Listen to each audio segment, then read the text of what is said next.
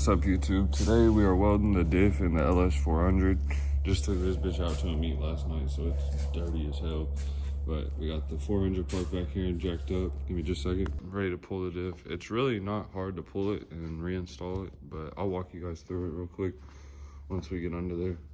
So the lighting isn't the best, but on the back of the differential, on the subframe, you have these two holes. It's gonna be a 12mm hex socket. So one of these down here, it'll just fit in here, and then take that out with your ratchet, obviously. Then you have the axle bolts over here. You'll just take that out. I believe it's an 8mm hex. Again, super easy. You just take those out and then you'll pry your axles out. There should be enough room to be able to do it without having to remove anything else. Then we have these. You only have to remove the 3 that are actually connected to the diff. And then you have this one bolt over here, just on the side of the differential. That should drop it out. Diff is out. It was honestly a little bit of a struggle. All the bolts were pretty easy to get out, super easy to access, but it got stuck on the driver's side axle. I put the car in drive. It was able to get off the passenger side axle because it was also pretty stuck. But then from there, this one was super seized. I was fucking with it for probably like an hour or 2, and then I finally went and got a torch, and then I just started beating the shit out of this outer ring with a pry bar and a hammer, and it finally just popped out. Tomorrow I'll take it up to work, get it all taken apart, and then I'll get it ready to get welded. Whenever I was taking out the diff, this bushing was definitely shot, so it just fell out, and then the 2 back bushings were shot, so I'll have to go ahead and order those.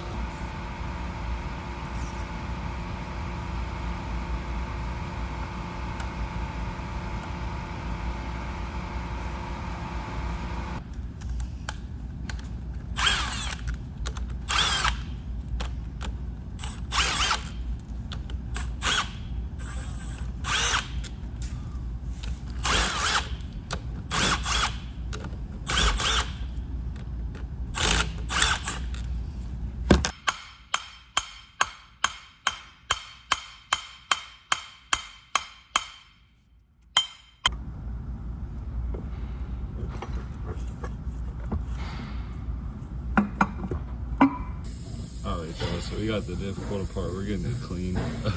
There is some chunks of the diff in here, but we're gonna go ahead and just clean it out and send it. I mean, it was such a cheap car, I don't care anyway. Worst comes to worst, I'll buy a new diff. But another part I forgot to mention is that on the inside of the diff, this little rod right here is snapped. I'll have to show y'all, but here's a better view of what I'm talking about. It's just moving around in there, so we'll just weld it, flatten it down, it'll be good. All right, you guys, we started a little bit welding on the diff, nothing perfect. We got some welds in here where it connects to the gears to the casing. We got the corners welded, this side's a little bit more welded. That's the carrier pin, it was broken, so we had to weld it there, make sure it's all flat and flush. Again, these are nothing pretty, but it's gonna hold. Got it all in the corners and such. And if you're doing this yourself, it's super easy. I just ground it off where it slides into the drive shaft. I didn't have to grind anything down or nothing like that. It's been working perfectly for me, so. All right, y'all, so we got a plate cut out with the help of some cardboard. It makes your life easier if you just cut it down to the size you need, fit it in there, and then you can cut the metal once. But all right, y'all, as y'all can see, we got the plate in there, it's welded. I mean, it looks solid besides down here because I could only get it welded to the gears, but other than that, got good connection. Let me spin it around. Same thing here. Didn't try to weld it to the gears because there's no point, but you want to make sure to get all the spatter out of there. Like, it landed all around here. You can still see some down there. I'm gonna get a magnet in there, but you want to try to get as much of that out as you can. You don't want those beads being in there to get mixed up, get caught in these teeth, whatever. It also helps to have a magnet. If your diff doesn't have a magnet, go ahead and put one in there. I've seen people put like putty or some sort of glue to hold magnets in there, but you definitely want to have a magnet if you've done this, because it's, no matter how much you try, there's going to be a little bit of debris left. All right, y'all, so we are back at the shop. I did a little bit off camera. I got this all sealed up. Doesn't have fluid in it. We're gonna wait to put fluid in it until it's in the car, obviously. Got this bushing pressed in. Was not hard at all. You could realistically just tap it in there with a hammer. The old one came out with just a screwdriver. Hammered out the flange on this. It was super easy. You just tap a screwdriver or something in there, tap it all around the edge, and then it'll kind of want to work its way out. You can just hit it with a hammer after that or pry it out. It's not hard at all. Now we got to move on to these bushings, which are going to go into the rear subframe. I'll show you guys. This is the rear subframe, looking at it from the front of the car. And we got to get these inner bushings out first. Probably going to use a drill bit and try and work it out of there. Use a hacksaw and just cut one or two slits into the bushing, and then it should just be able to hammer it out. That's what Loveless Fab recommended himself. He recommended being able to use a bearing or a bushing remover tool to get the inner bushings out, and then after that he just hacksaws them and uses an air hammer or a chisel and a regular hammer to get them out. So that's what we're about to do.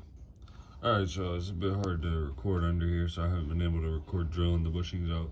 But we did get them drilled out. It was a little bit of a pain in the ass. We used to make sure of drilling it out. I snapped 1 or 2 drill bits and a hacksaw to finish them off. But like I said, we got them out. Now we're about to cut slits in the actual bushing, the metal bushing right here, get it punched out, and then hopefully we'll be able to just clean up the holes and slide the new ones right in, man. But tap them in. Hopefully it won't be too hard. I'm looking forward to at least getting the bushings in tonight, and then getting the diff under the car so I can just jack it up, throw it in tomorrow. But we'll get to it. All right, y'all, so this is where we're at. This is looking at the subframe from the rear of the car. I cut the bushings out. It's hard to see on the camera, but I cut into the subframe. And it was making it a little bit difficult to slip this bushing in. I had to get a pry bar and bend a piece of the subframe out, because whenever I cut it, like one piece wanted to go up a little bit. It's hard to explain. Like this piece was a little bit uneven with this, so the bushing didn't want to fit in there. So I just got a little crowbar, put it in here, put it against the actual frame of the vehicle, and then pried downwards on the cut, and then evened everything out. And then it took a little bit of like pushing and prying and like trying to spin this in. But as soon as it slipped past the uneven part, it just went straight in. It's not loose or nothing. It's in there real good. So I'm about to get the other one, start trying to press it into here.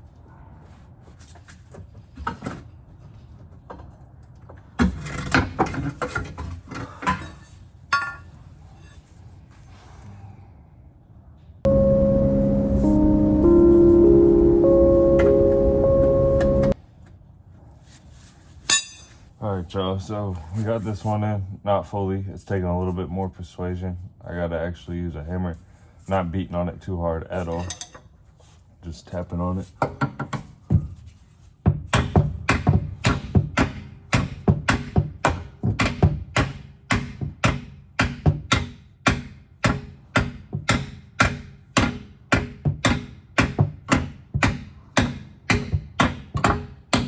All right, time to play a little game I like to call bench press the differential.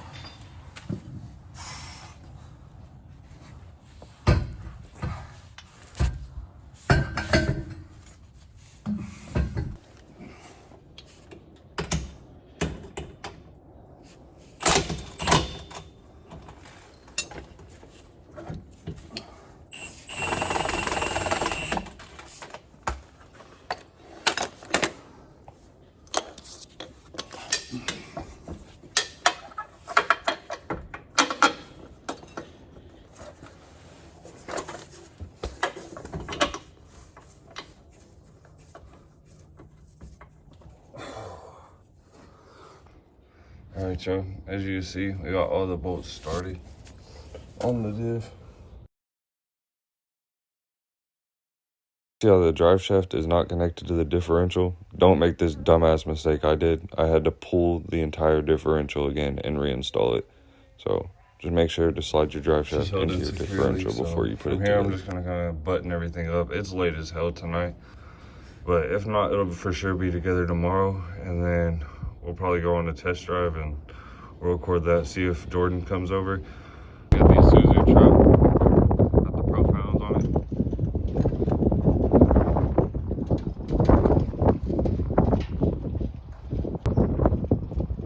That shit is gas.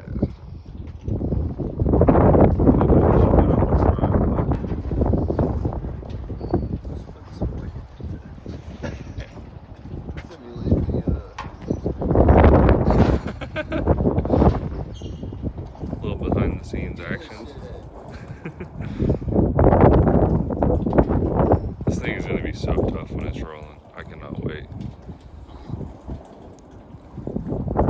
The fronts are sticking out a little bit too far, so we're thinking smaller lip or possibly smaller barrel and then no spacer.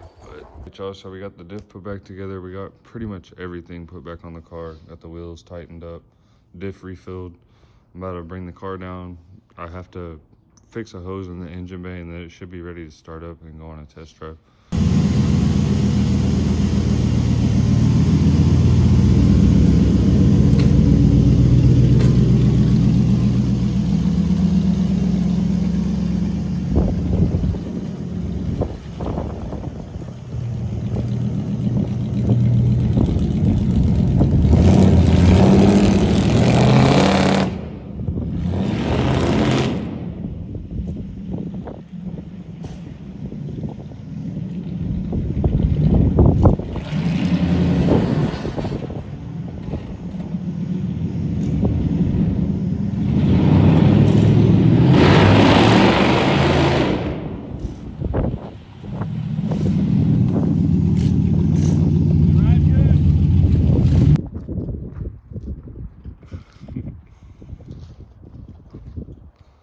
Got all the cars outside.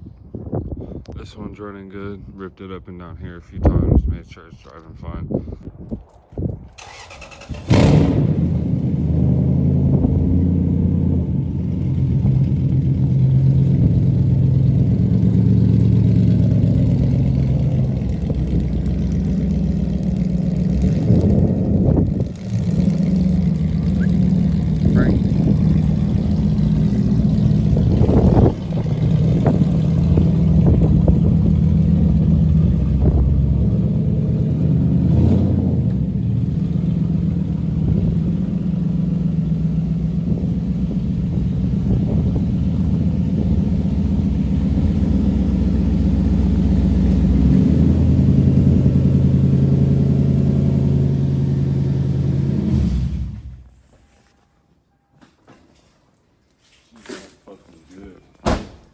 Front end put it back together on it. It's looking so much better. Like, it's crazy what just a hood and fenders does for the car, but we got it all together.